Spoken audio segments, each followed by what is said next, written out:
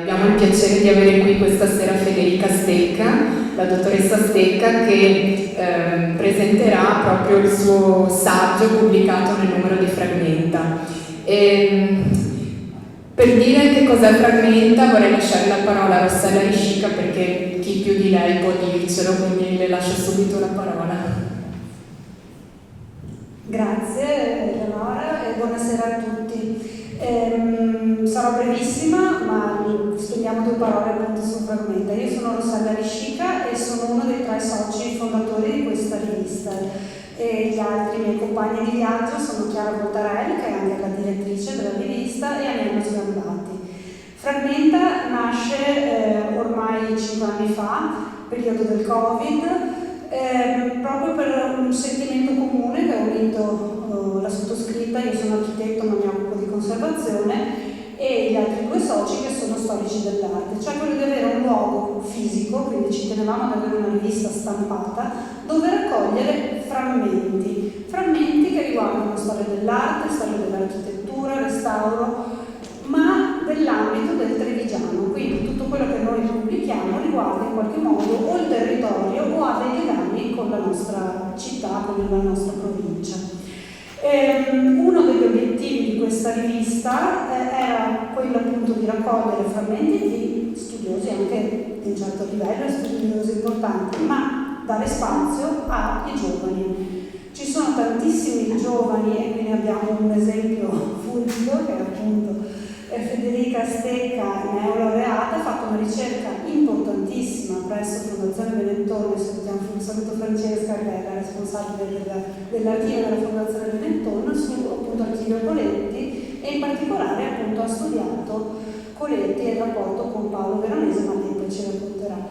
E appunto studiosi validi, bravi, interessati, che veramente ci mettono in cuore quello che fanno, spesso non trovano un luogo, un modo per far conoscere le proprie ricerche. Quindi mi fa particolarmente piacere che questa sera appunto riusciamo a presentare questo saggio, proprio per dare spazio a questi ricercatori. Infatti in questi anni abbiamo sempre cercato di accompagnare alla pubblicazione una serie di incontri, cioè far parlare gli autori, far conoscere quindi i loro studi. Mi piace sottolineare che la rivista Fragmenta ha ricevuto il riconoscimento proprio quest'anno di rivista scientifica di classe A dall'ANVUR, che è il sistema di classificazione nazionale. Cosa significa? Che la rivista, per come è stata concepita, per come viene portata avanti, è riconosciuta dai sistemi nazionali, quindi chi pubblica sulla rivista riceve dei punteggi per i concorsi pubblici, per l'università, per esempio, ma anche per i comuni, eccetera. Quindi è un riconoscimento molto importante, siamo l'unica rivista di classe A, riguardante chiaramente le materie dell'arte, del territorio trevigiano. Lascerei quindi la parola, adesso ti passo la parola a te. Vorrei solo dire un'ultima cosa, lo faccio veramente con molta emozione. Ci ha lasciati un amico, ci ha lasciato Renzo Secco, che penso molti di voi conoscono, era un sostenitore della nostra rivista, per cui chiederei un applauso veramente alla memoria di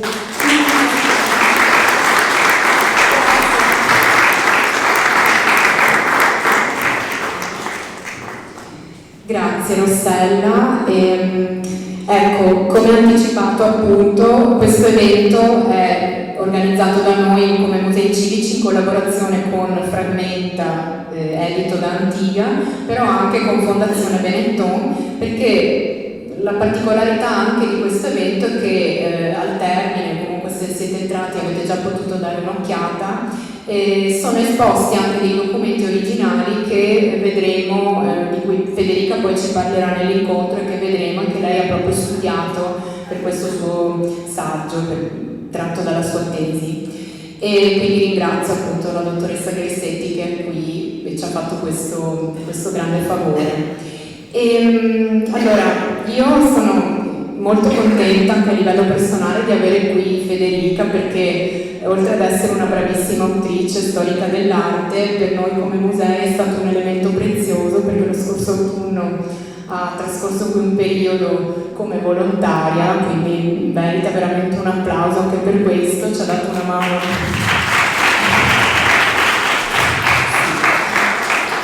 nell'ufficio conservazione a riordinare gli inventari, a redigere testi per i pannelli, ha sistemato tutto l'archivio dei testi, quindi insomma è stata un elemento veramente, cioè, ha fatto delle cose che in genere sono fondamentali, ma per motivi di tempo noi non riusciamo mai a fare, mettiamo sempre da parte, per cui tutto questo a titolo gratuito volontario, perché appunto era già laureata, per cui non poteva farlo come tirocinio, e quindi questo è anche un po' un modo, per così dire, per restituirle qualcosa di quello che ci ha dato. E inoltre in questa sala, vedete qui, lei è proprio incorniciata da due delle nostre opere più veronesiane, se vogliamo, del museo. Poi vedremo anche nel suo PowerPoint, sono affreschi non di Veronese ma della scuola, anzi della cerchia di Benedetto Cagliari, che vengono da Villa, da Mula, Guarnieri a Romanzola, recuperati da Botter, e che anche dalle schede e dagli studi si ispirano tantissimo ai paesaggi di Masera, Villa Barbaro, per cui siamo anche nel posto idealmente giusto qui in musei, in questa sala, anche per questo. E niente, non vi rubo altro tempo, lascio subito la parola a Federica e vi ringrazio.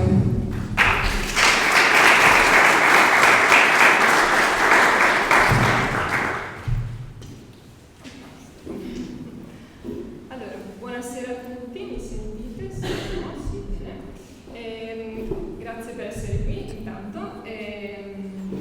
Ovviamente inizio con i ringraziamenti. Ringrazio i musei civici di Treviso e soprattutto la dottoressa Drago, non solo per l'esperienza.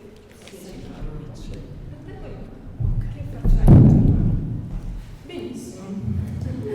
Allora, dicevo, ringrazio la dottoressa Drago non solo per le parole spese per me adesso, ma soprattutto perché si è spesa lei per far sì che questa serata avesse luogo. Ringrazio la dottoressa Riscica e tutto il comitato redazionale scientifico della rivista Fragmenta per aver creduto nella divulgazione di un tema così particolare, e magari qualcuno di voi sa già qualcosa di Coretti, vi sarete già resi conto che insomma Paolo Veronese non è stato l'oggetto principale delle sue riflessioni, però in questo modo ho potuto portare di nuovo alla luce uno spaccato di storia che altrimenti sarebbe rimasto un po' dimenticato all'interno degli archivi. Ed infine ringrazio la dottoressa Francesca Gersetti di Fondazione Benetton Studi e Ricerche per aver accompagnato letteralmente questa sera i materiali qui con noi e che appunto ho avuto modo di studiare nel corso della redazione della mia tesi di laurea, poi confluito il tutto ovviamente all'interno dell'articolo su Fragmenta e alla fine del mio discorso avrete modo di avvicinarvi e vedere direttamente questi materiali. Ma cominciamo la trattazione. Allora, il mio saggio si intitola Paolo Veronese secondo Luigi Coletti, dai paesi di Masera alla crisi manieristica nella pittura veneziana. I paesi di Masera e la crisi manieristica sono i due titoli estremi delle considerazioni fatte da Coletti, studioso nell'arco della sua carriera di storico e critico d'arte. E appunto l'originalità di questo mio intervento non sta solo nel presentarvi, nel riassumervi questi suoi interventi nel corso di circa 2 decenni, sempre relativamente al Veronese ovviamente, ma sta proprio nel mettere in relazione queste considerazioni con i documenti che ho avuto modo di incontrare nelle mie fasi di studio e che ci danno l'opportunità di vedere, di toccare con mano letteralmente la storia, non solo per i nomi che sono presenti appunto in questi documenti, in queste missive conservate, ma ci restituiscono proprio il livello, il grado di apprezzamento che le riflessioni colettiane ebbero nel momento della loro pubblicazione. Oggi diamo per scontate tante cose, a partire proprio dalla figura di Paolo Veronese, che tutti noi consideriamo come un grandissimo autore, uno dei capisaldi della storia dell'arte veneziana e in generale italiana. Ma appunto dovete considerare che all'epoca dei fatti, all'epoca della pubblicazione dei Paesi di Paolo Veronese sulla rivista Dedalo, siamo nel 1925, appunto un secolo fa, queste considerazioni erano nuove, perché appunto la figura di Paolo Veronese veniva riscoperta in modo consistente proprio in quegli anni. Quindi la mia trattazione si articolerà in due parti, in due fasi, la prima dedicata agli studi degli anni 20, la seconda invece agli studi degli anni 40, 39-41 per essere più precisa. Con questa slide ho voluto riassumere tutti gli interventi presentati da Coletti sulle varie riviste italiane e appunto cominciamo con i paesi di Paolo Veronese, pubblicati nel 25 sulla rivista d'arte Dedalo, una rivista molto importante e nel quale Coletti parla di una porzione precisa degli affreschi che noi oggi possiamo fortunatamente ammirare sulle pareti del piano nobile di La Barbaro Boldi a Masera. Appunto questo saggio presenta alcuni spunti molto interessanti, molto nuovi, anche perché a quell'altezza dovete considerare che Coletti era giovane ed era chiamato dal proprietario della villa dell'epoca, il conte Carlo Giacomelli, come consulente per l'attività di restauri da compiere su queste pareti. Noi oggi diamo per scontato appunto di vedere questi affreschi, ma all'epoca questi erano ricoperti, ormai da qualche secolo, da ridipinture ottocentesche ad opera di Eugenio Moretti Larese e il Giacomelli si rende conto dell'importanza degli affreschi che sottostanno a questi più moderni, più recenti e fa fare una serie di restauri. Appunto Coletti, da consulente, da persona che vede direttamente questi paesaggi emergere durante i restauri, si rende conto non solo di essere di fronte a qualcosa di nuovo, a qualcosa di importante nella storia di Paolo Veronese artista e per questo decide appunto di scrivere questo saggio. E si sofferma sui paesi perché per la prima volta, in maniera qualitativamente elevata, si ha nella storia dell'arte la presenza della pittura di puro paesaggio, come ho scritto al primo punto. Anche questo è un aspetto che noi diamo per scontato. In realtà il paesaggio fino a quell'altezza, siamo a metà del Cinquecento, era relegato a mero accessorio di una scena più ampia, faceva diciamo da sfondo, mentre nel caso di Masera il paesaggio è protagonista e addirittura Veronese ne realizza ben 28. Poi chiaramente osservando questi affreschi colpisce soprattutto la questione del colore. Il colorismo di Paolo è un colorismo che si discosta dalla tradizione veneziana cinquecentesca quantomeno, è il contraltare di Jacopo Tintoretto, tinte molto cupe, molto scure, anche diciamo la sua arte in generale è molto travagliata. Paolo è letteralmente l'opposto e lo mostra anche attraverso il colore. Un colore che sarà poi oggetto di una riflessione molto interessante che si concretizzerà con una bella pagina, così è stata definita, sul bollettino bibliografico dell'arte nel 1928. L'osservazione di questi paesaggi però porta a Coletti a riflettere anche sulla qualità di queste prove e alcune le giudica un po' meno rifinite rispetto ad altre. Questo tradisce la presenza di collaboratori, di abitanti che hanno affiancato Paolo Veronese nell'impresa maseriana e per questa ragione decide di stilare stilare una sorta di classifica, una scala, la definisce, di questi 28 paesaggi, raggruppandoli in 4 gruppi e classificandoli dai migliori ai meno raffinati per l'appunto. Ma andiamo a vedere di che cosa stiamo parlando. Se va la slide, eccola. Ecco, in questa slide ho racchiuso i 3 paesaggi che secondo Coletti sono di mano di Paolo e li definisce così, appartengono ovviamente al primo gruppo.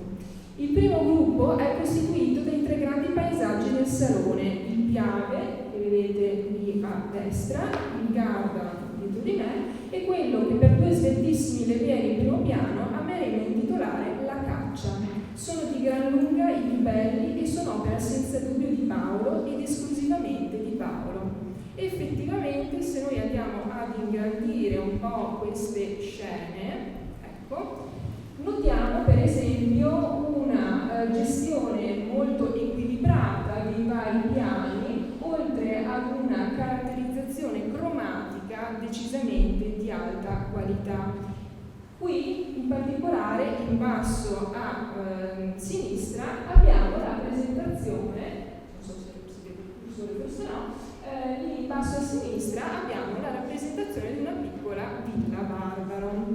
Chiaramente questi paesaggi si inseriscono in maniera fittizia all'interno del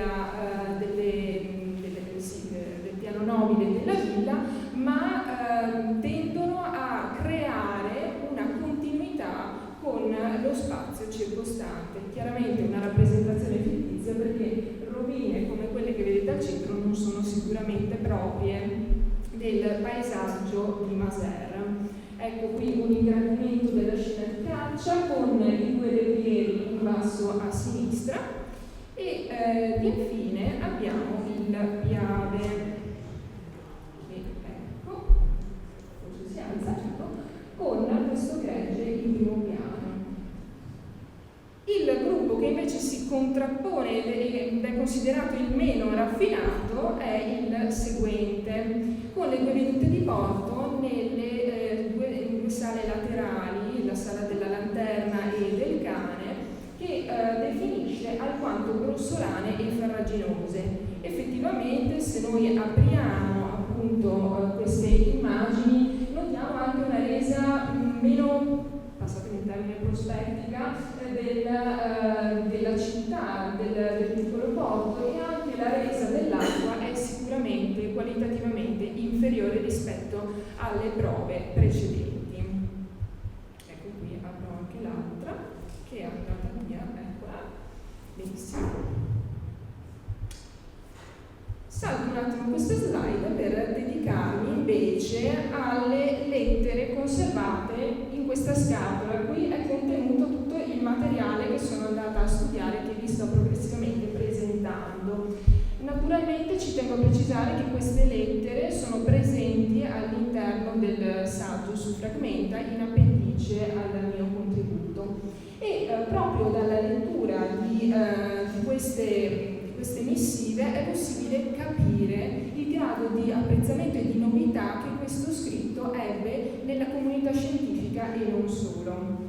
Ho voluto inserire prima a sinistra una lettera di Ugo Ietti, non a caso, perché Ugo Ietti era il direttore della rivista Dedalo e possiamo dire è il primo che legge questo contributo e lo definisce così: siamo nell'aprile del 25, ottimo, acuto, pieno di novità e di finezza e di senno, e scritto come in me pochi dei miei collaboratori sanno scrivere. Conosco quei paesi in quella villa, oserei dire come casa mia, e man mano che leggevo le sue cartelle mi annotavo idee, ipotesi, osservazioni. Puntualmente le vedevo, ma con maggior dottrina, svolte nelle pagine seguenti. Insomma, grazie. Questo commento viene riproposto nel momento della pubblicazione dell'articolo su Dedalo. Siamo nel novembre sempre del 25. Ho finito adesso di rileggere e stampato il suo articolo sui paesaggi del Veronese a Masera e voglio dirle subito che a me sembra uno dei più squisiti e rari scritti d'arte letti in questi anni. È chiaro, è nuovo, è logico e quando occorre commosso. Grazie. Questo commento viene riproposto nel momento della pubblicazione dell'articolo su Dedalo. Siamo nel novembre sempre del 25. Ho finito adesso di rileggere e stampato il suo articolo sui paesaggi del Veronese a Masera e voglio dirle subito che a me sembra uno dei più squisiti e rari scritti d'arte letti in questi anni. È chiaro, è nuovo, è logico e quando occorre commosso. Grazie. Appunto, questa è la primissima ricezione dell'articolo colettiano. Segue poi anche un commento da parte di Gino Fogolari che assieme a Coletti compila in quegli anni dei sopralluoghi sempre in materia dei restauri portati avanti dal Giacomelli. Appunto, Fogolari scrive: bellissimo il suo articolo sul Dedalo, chi ha fatto le lucidissime fotografie sono non meno delle sue parole una rivelazione. Anche il conte Giacomelli, proprietario della villa, ovviamente esprime il suo apprezzamento. Ho letto con pieno godimento il suo mirabile studio sui paesi di Paolo Veronese, del tutto degno della sua profonda competenza artistica. Mi permetta che vivamente me ne congratuli con lei e me ne compiaccia anche come attuale proprietario della villa. Infine desidero sottolineare anche la presenza di un'altra lettera di apprezzamento, quella di Giuseppe Fiocco, e lo faccio perché Fiocco era amico fraterno di Luigi Coletti e questa sua amicizia ma anche stima intellettuale è ben espressa in questa lettera di fine 1925. Non disturbarti per gli affreschi di Maser che ho già visto su Dedalo, a cui sono abbonato, visti e letti con molto piacere, giacché gettano molta luce sul poco studiato argomento. Ecco, quest'ultima frase vi fa capire la portata innovativa di questo iniziale contributo da parte del Coletti. Contributo che assieme anche agli altri da lui prodotti diventeranno fonte imprescindibile, fonte bibliografica imprescindibile per tutti coloro i quali nel tempo successivamente si dedicheranno ad uno studio più approfondito dell'argomento veronesiano. Bisogna però sottolineare che non sono solo commenti positivi ad essere espressi dopo il contributo del 25. E infatti la studiosa Anna Maria Brizio, studiosa torinese, pubblica nel 1926 le note per una definizione critica dello stile di Paolo Veronese. Qui nella slide trovate la seconda parte che invece viene pubblicata nel 28 e in questo primo contributo la studiosa dissente apertamente, senza mezzi termini, con la scala dei 28 paesi presentata dal Coletti, ma soprattutto si lancia in una spiegazione, in un tentativo di spiegazione del perché il colore di Paolo risulta così luminoso e appunto lo definisce con la parola complementarismo, ossia l'accostamento di tinte fredde e calde stese pure sulla superficie e che appunto dal loro accostamento scaturisce un contrasto simultaneo. Ecco, specialmente questa sua affermazione sarà oggetto poi di una disputa vera e propria tra Coletti e Brizio che terrà banco sulle pagine di diverse riviste italiane molto importanti, soprattutto l'Arte di Adolfo Venturi per ben 3 anni. E appunto la questione si conclude nel 1928 con questa pagina di cui vi parlavo prima, dove appunto Coletti tanto si congratula per il tentativo fatto da Brizio per sciogliere questa questione molto complessa, ma naturalmente dissente non solo per l'esiguità degli esempi di complementarismo presenti nell'arte paolesca, siamo sempre sul contesto maseriano, ma soprattutto perché Paolo non può più essere considerato un pittore tonale, ha superato queste categorie che lui presenta all'interno di questo contributo, appunto sull'arte di Adolfo Venturi. In mezzo a questi due momenti che vi ho appena presentato abbiamo anche un altro saggio, La Villa Giacomelli a Maser, edito nel 1927 sulla rivista L'illustrazione della Marca Trivigiana e delle Dolomiti. Quel punto, quella riflessione è ampliata nel senso che non parla più esclusivamente dei paesi, ma si apre a una considerazione, diciamo, a 360 gradi del ciclo di Maser e soprattutto inizia a presentare quelle che saranno le caratteristiche stilistiche di Paolo, quale appunto autore che artista che assieme al Tintoretto segnerà il definitivo tramonto del giorgionismo a Venezia, ma soprattutto appunto la fase della crisi manieristica, quindi con l'influsso di stilemi tosco-romani, parlo per esempio della presenza di grottesche a Maser, piuttosto che di muscolature rilevate tipiche dell'arte michelangiolesca, il tutto riletto in chiave veneta. Appunto queste saranno riflessioni che poi segneranno in particolar modo la seconda fase dei suoi studi, quindi negli anni 40. Ma ritorniamo al contributo sul colore, un contributo veramente di rilievo, come ci raccontano appunto queste tre lettere. La prima a sinistra è di Adolfo Venturi, che anche in questo caso, essendo il direttore della rivista, per primo legge ammirato il contributo e ne dà conto in una lettera. Ho ricevuto la nota sul colore di Paolo e l'ho data ammiratissimo alla stampa. Qualche settimana dopo fa eco Giovanni Bernardi, e qui trovate la lettera al centro, il quale non solo si congratula per questo pensiero molto raffinato presentato appunto sull'arte, ma non disdegna qualche critica alla giovane Brizio e scrive: sono curioso di leggere le sue pagine presto sul colorismo di Paolo, pagine che il professore, appunto si riferisce al Venturi, mi diceva non potevano essere più fini. Sarà lei finalmente che mi addomesticherà quella vivace fiera dalla gaietta pelle che ancora non può ridursi entro le vostre gabbie critiche che è il colore di Paolo? Lo spero proprio di cuore, perché poi personalmente ho sempre evitato tale problema come l'elettricità un filo di seta. Per pavinezza si intende, ma seppure abbia visto qualche volta stendere tutti i fili necessari, la lampada non si è accesa, così che io sono ancora all'oscuro. Quindi non solo abbiamo un attestato di stima nei confronti di Coletti, ma anche una bella critica alla giovane studiosa che in qualche modo, quantomeno a modo suo, aveva tentato di dare una soluzione a questo problema, cioè il colorismo di Paolo. Anche Valerio Mariani ricalca un po' in maniera diversa la lettera del Bernardi e scrive: mi permetta di rallegrarmi molto vivamente con lei per l'acutissimo saggio sul tono in pittura, apparso nell'ultimo numero dell'arte di Adolfo Venturi. È rara cosa poter leggere un esame così sottile e giusto in materia di critica d'arte, oggi che il nostro campo è così infestato da cattivi giornalisti senza preparazione né sensibilità. Ecco, quindi queste lettere vi fanno comprendere insomma il grado positivo di ricezione anche di questo contributo e la considerazione che il mondo scientifico nutriva per il giovane Coletti. Torniamo un attimo indietro e terminiamo le considerazioni su questa slide.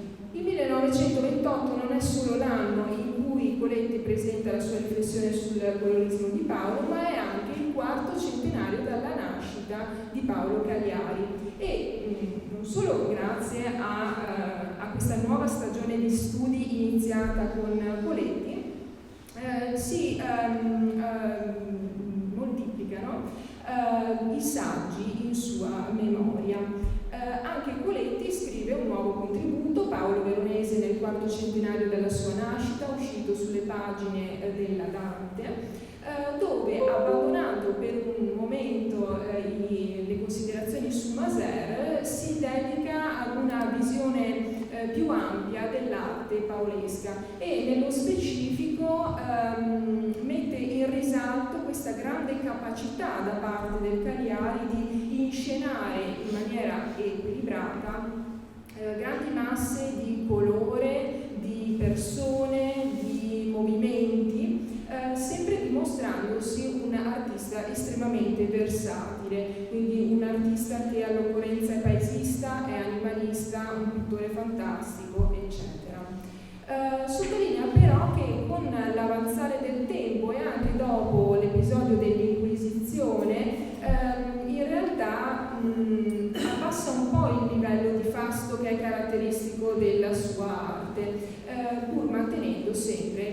serenità che contraddistingue la sua produzione. Sempre di questi contributi vorrei sottolineare quello di Noemi Gabrielli, che come vedete è dedicato agli affreschi di Masera, e ne parlo perché appunto leggendo questo contributo purtroppo anche lei come Brizio critica la scala dei 28 paesi, forse travisando il concetto per cui erano stati creati, diciamo così, cioè Coletti non voleva andare ad individuare in modo specifico la mano del veronese, ma desiderava dare un'idea generale, una valutazione generale sulla qualità variegata di queste prove e chiaramente non negando un concepimento da parte del maestro chiaramente di tutto il ciclo. Il 1928 poi è anche l'anno in cui vengono pubblicate le due principali e prime monografie su Paolo Veronese. Una è quella di Giuseppe Fiocchi e la seconda invece è quella di Adolfo Venturi, una monografia che in realtà prende avvio dal contributo per il quarto centenario e che è inserito all'interno del nono tomo della sua poderosa opera Storia dell'arte italiana. La trattazione di Venturi non va ad aggiungere niente di specifico o di più rispetto a quanto appunto già presentato da Coletti per quanto riguarda Masera, mentre Fiocco dà degli ulteriori spunti, analizza tutta l'arte paolesca, ma soprattutto è tra i primi a considerare queste influenze esterne all'arte veneta che hanno caratterizzato appunto la novità portata dal Cagliari. Andiamo avanti. Per circa 10 anni Coletti si distacca da questa tematica. Sono anni questi in cui si dedica maggiormente all'insegnamento e si dedica da studioso ad altri artisti come Lorenzo Lotto e Jacopo Tintoretto, ma sarà richiamato sul tema veronesiano nel 1939 da Rodolfo Palluchini. Qui ho messo appunto la slide riepilogativa dei contributi di questa seconda fase e il motivo per cui Palluchini richiama Coletti su Paolo Veronese è proprio la mostra da lui organizzata a Venezia, una mostra che si inserisce nel ciclo delle mostre biennali precedentemente iniziate da Nino Barbantini e che avevano celebrato l'arte di Tiziano e Tintoretto, altri due grandi maestri del Rinascimento veneto. E studiando appunto le carte conservate nel fondo Coletti è emersa tutta la corrispondenza che sta dietro a questa pubblicazione, ovvero Paolo a Maser, edita nel 1939 sulla rivista bergamasca Emporium. Appunto Palluchini, che era diventato anche qui amico di Coletti grazie ad un incontro mediato dal professor Fiocco nei primi anni 30, decide di ingaggiare Coletti per la redazione di questo numero speciale della rivista Emporium che era stato pensato appositamente per attrarre il pubblico sostanzialmente a questa mostra. E nell'ottobre del 38 scrive Palluchini a Coletti: vi ringrazio della gentile adesione a voler collaborare al numero speciale dell'Emporium che verrà dedicato a Paolo Veronese. Invece di adottare i fascicoli reclam delle mostre precedenti, ho creduto più opportuno prendere accordi con una rivista a larga diffusione per un numero speciale dedicato a Paolo. Ecco la lettera, la potete vedere qui. In questa lettera poi Palluchini dà conto a Coletti di quali altri contributi sarebbero dovuti apparire sulla rivista e nello specifico dovevano essere quelli di Fiocco, di Morassi, di Brizio e di Borenius. Ma se noi andiamo a scorrere l'indice della rivista non troviamo più i contributi di Morassi e Borenius, che vennero sostituiti invece da quelli di Vittorio Moschini e Rodolfo Gallo. Il concepimento di questo nuovo contributo fu alquanto travagliato, come dove riferiscono appunto queste lettere che ho inserito in appendice all'articolo. E dopo varie sollecitazioni da parte di Palluchini, finalmente Poletti consegna il suo elaborato. Un elaborato che anche questa volta è molto efficace, molto interessante per Palluchini sicuramente, ma che poi farà, diciamo, scuola per quanto riguarda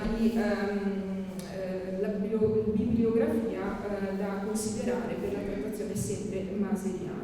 E nel febbraio del 39 appunto Palluchini scrive: grazie dell'articolo, perdoni la mia insistenza dei giorni passati, mi è piaciuto per la vivacità con la quale l'ha scritto e per la complessità senza parere dei problemi che tocca. Quindi anche questa volta la trattazione si dimostra vincente e convincente, e anche il podestà Marcello, di cui vedete lì la lettera, presidente della mostra veneziana, si congratula così: l'interessantissimo scritto, oltre ad approfondire la conoscenza sull'arte del maestro, è sommamente giovevole agli effetti della propaganda per l'iniziativa veneziana.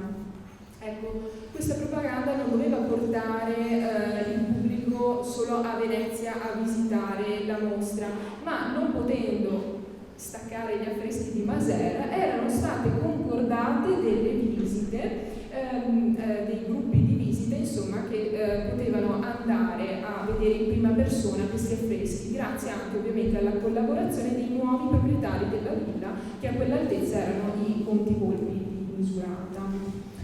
Ma che cosa ci dice di nuovo Poletti su Paolo a Masera? Ecco, in questo saggio Poletti ci parla di questo ciclo, appunto, nella sua diciamo, parte più generale, quindi nel concepimento della decorazione. Una decorazione organizzata che in questo caso raggiunge livelli molto alti. Già si era intravista questa capacità qualche anno prima. Allora diamo qualche riferimento cronologico. La datazione della villa di Masera, quantomeno del ciclo pittorico, è attestata intorno al 1560. 5 anni prima, nel 1955, Veronese lavorava assieme al suo collaterale Battista Zerotti presso la Soranza di Treville, e anche lì purtroppo questo ciclo è andato perduto e possiamo ricostruirlo solo attraverso le fonti. Appunto già alla Soranza si intravedono i germi di della grandezza organizzativa della decorazione, e che poi verranno messi in atto appunto a Masera. Questa decorazione fittizia, che crea una sorta di teatro all'interno della villa, si mette sempre in relazione con l'ambiente circostante e soprattutto in unione con l'architettura crea un realismo decorativo. Poletti definisce quindi Paolo un grande trionfale creatore di spettacoli, parla ancora della sua capacità nell'utilizzare le luci, le invenzioni coloristiche, eccetera, ma soprattutto alla fine definisce Paolo manierista a priori dell'impressionismo. Una dichiarazione molto particolare che va ad unire periodi diversi, possiamo dire, ma il concetto è sempre lo stesso, cioè Paolo è manierista in senso positivo, cioè è colui che sa immettere delle novità, è capace di immettere delle novità nell'arte veneta, e le novità ovviamente sono quelle provenienti dall'area tosco-romana. Appunto rinnova quindi l'arte lagunare, ma soprattutto è manierista a priori dell'impressionismo, perché si intendeva con l'impressionismo la sintesi di tutta l'arte, la storia dell'arte europea, e più nello specifico il trionfo del tonalismo veneziano. Appunto, quindi attraverso queste lettere che abbiamo visto qui, e poi anche analizzando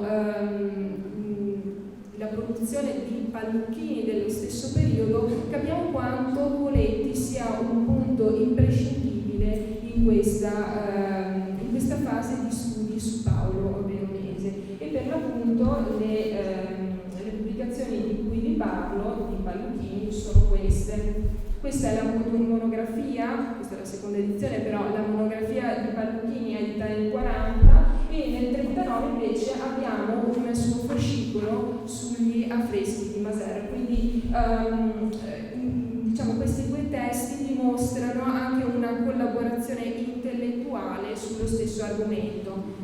In realtà dobbiamo dire che per quanto riguarda Coletti è una trattazione molto limitata, perché nello stesso giro d'anni lui si sta occupando di un'altra monografia, quella su Jacopo Tintoretto.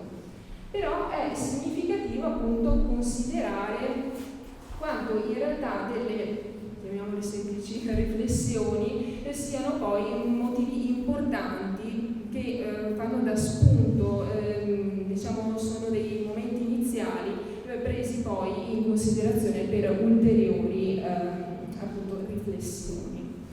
Passiamo ora al secondo testo di questa seconda parte, e questo testo è una dispensa, un corso per un corso universitario, ed è intitolata Paolo Veronese e la pittura a Verona nel suo tempo,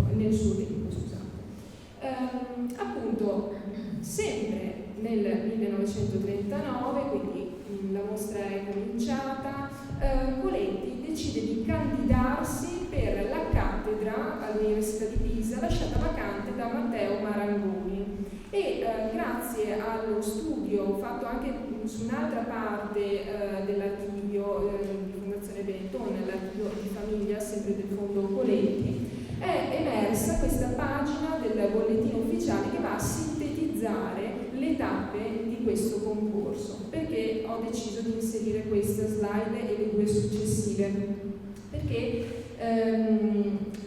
se fino a questo momento vi ho parlato solo di commenti positivi circa le riflessioni colettiane su Veronese, in questo caso nel contesto accademico pisano non gode assolutamente di nessun favore.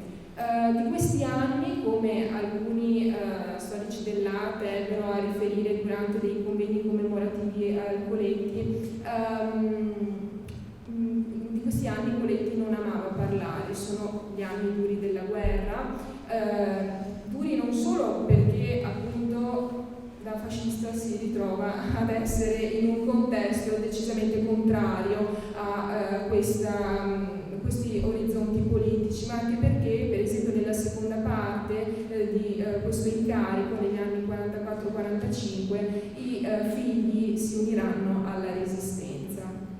Inoltre, il povero Coletti era considerato, come lui stesso si autodefiniva, un erudito di provincia, non era il grande professorone che invece era tenuto in considerazione in un contesto simile, e quindi anche l'ambiente culturale, non solo pisano, si ritrova ad essergli avverso.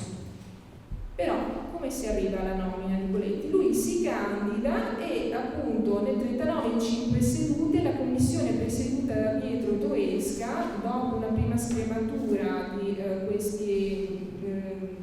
questo gruppo di candidati, la prima scrematura la vediamo proprio con le sottolineature dei cognomi, appunto dopo questa analisi Coletti risulta vincitore. Idonei invece Bart Arslan e Stefano Bottari.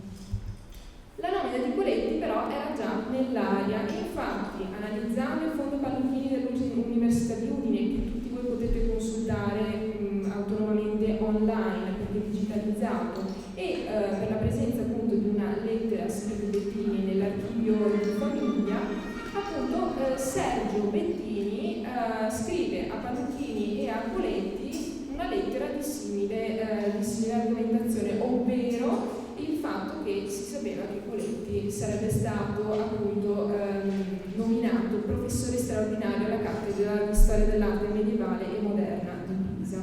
E appunto a Palluchini scrive: ora pare sicuro che riuscirà Coletti, sostenuto decisamente da Fiocco e da Longhi e non mal visto dagli altri, ciascuno dei quali ha poi il proprio pupillo. Toesca sarà per Gesa e Brizio, Salmi per Arslan, eccetera. Ho sottolineato il nome di Brizio perché ritornerà nel 47.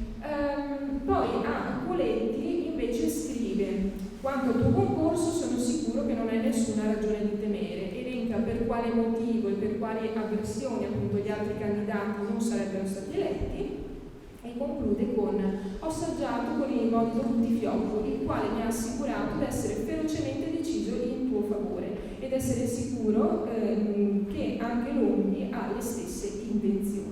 Vi sarà una certa battaglia, ma per i posti seguenti.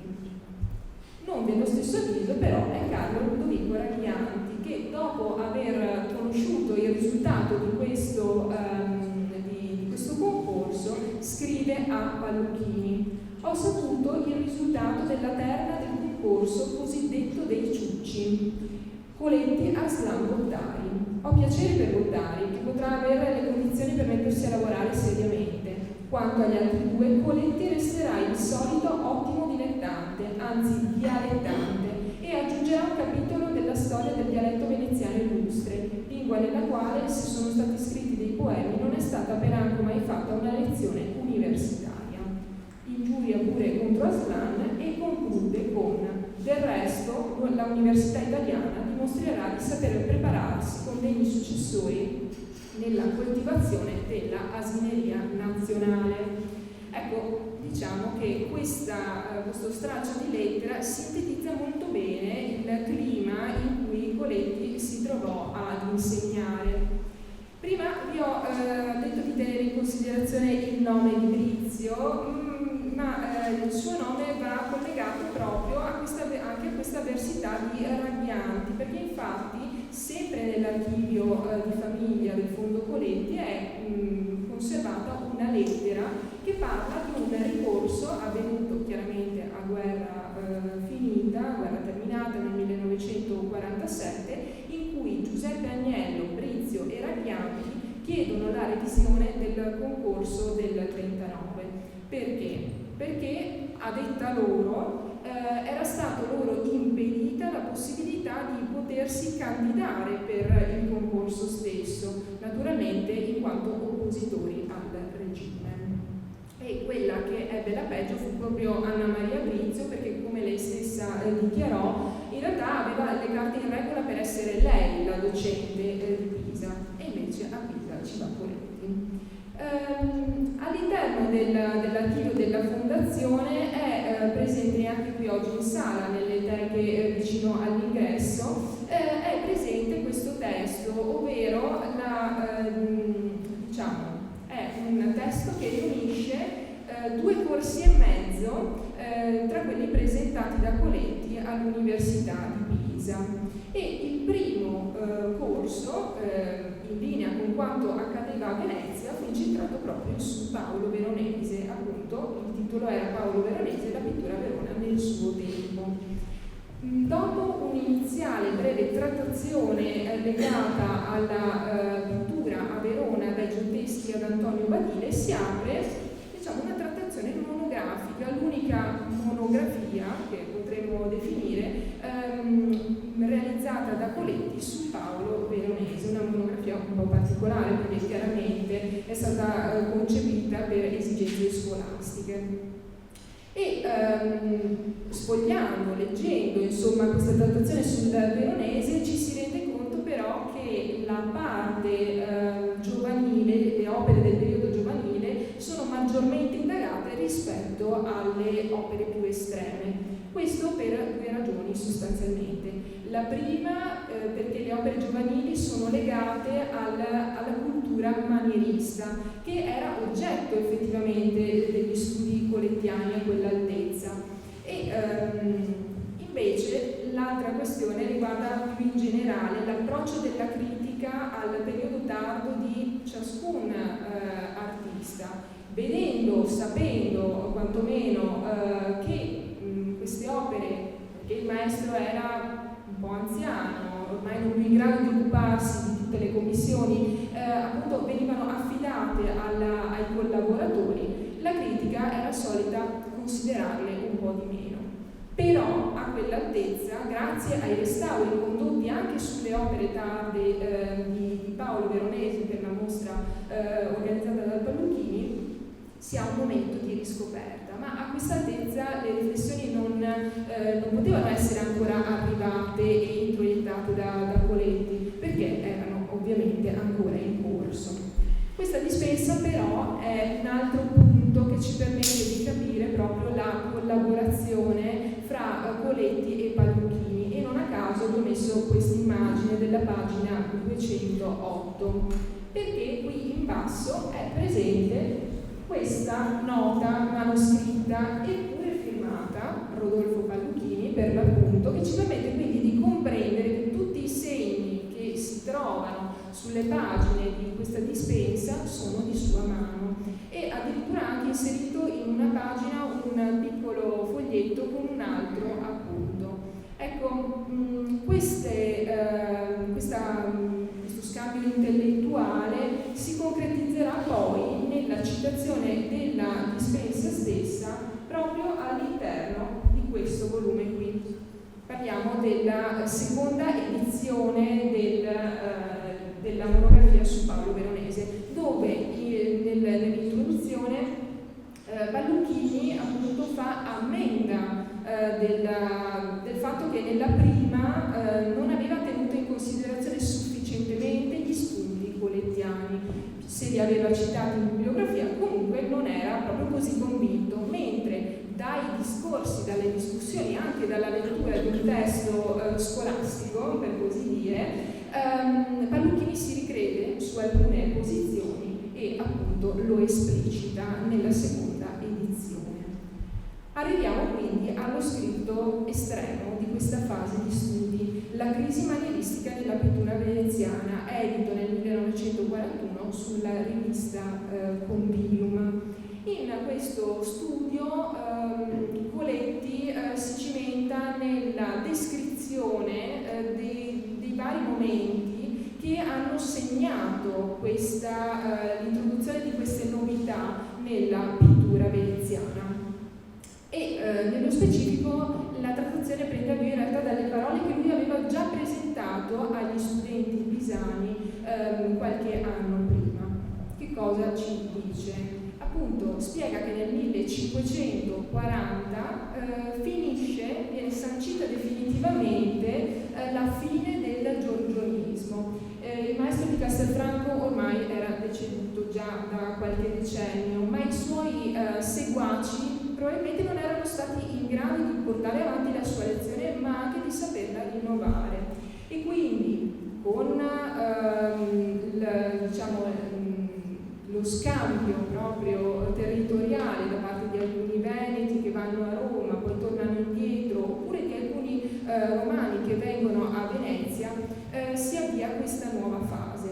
Inizialmente siamo sempre negli anni in cui Giorgione è da poco deceduto, personalità come Sebastiano del Piombo, Lorenzo Lotto e Giovanni da Udine si recano a Roma, rimangono affascinati dall'arte di Raffaello, e a sua volta Raffaello rimane affascinato dal colore di questi veneti, ma al loro ritorno in realtà non lasciano veramente qualcosa, queste influenze non sono ancora comprese dal gusto veneziano. Bisognerà aspettare gli anni 30-40 con l'avvento di Giovanni Antonio de Satis, detto il Pordenone, che dopo essere stato influenzato da queste visioni appunto dell'arte centro-italiana, ritorna però in provincia, cioè tutto quel territorio fuori da Venezia, chiaramente, che però era dominio veneziano.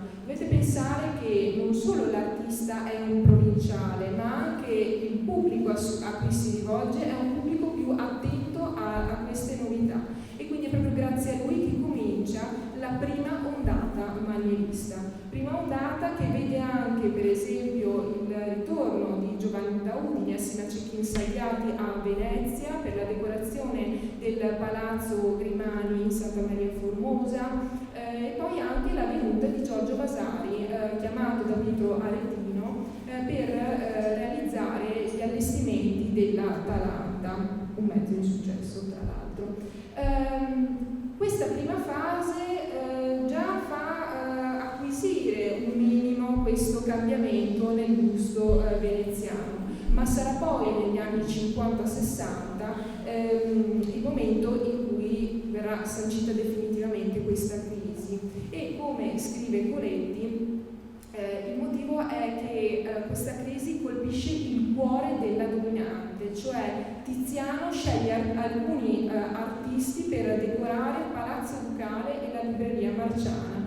Quindi negli edifici pubblici di Venezia appunto vengono presentati per la prima volta queste nuove influenze. E dopo un primo momento molto breve nell'arte di Tiziano, dove il maestro ormai anziano si cimenta comunque nell'introiettare a sua volta queste considerazioni, saranno poi però Jacopo Tintoretto e Paolo Veronese a descrivere effettivamente con le loro opere le caratteristiche di questo nuovo stile, appunto una coniugazione fra il colore alla veneta e il disegno romano fiorentino. Con queste parole si conclude la trattazione di Coletti e sono parole che riassumono gli aspetti principali dell'arte paolesca. Secondo me fa un certo effetto considerare che siano le ultime parole con cui chiude proprio questo saggio, affidate proprio a un maestro a cui aveva dato sì importanza nella sua trattazione, ma che non era il fulcro dei suoi ragionamenti. È un modo per congedarsi, mi verrebbe da dire, da questa stagione che gli aveva dato lustro come storico dell'arte e che aveva permesso comunque dei nuovi passi in avanti alla storia degli studi. E infatti il contributo, per esempio, sulla crisi manieristica, come lo stesso Palluchini descrisse in un convegno trevigiano, quello del 1986, fu assolutamente un momento importante, uno studio pionieristico su cui poi lo stesso Palluchini andrà a basare le sue considerazioni portate avanti nei decenni successivi. Bene.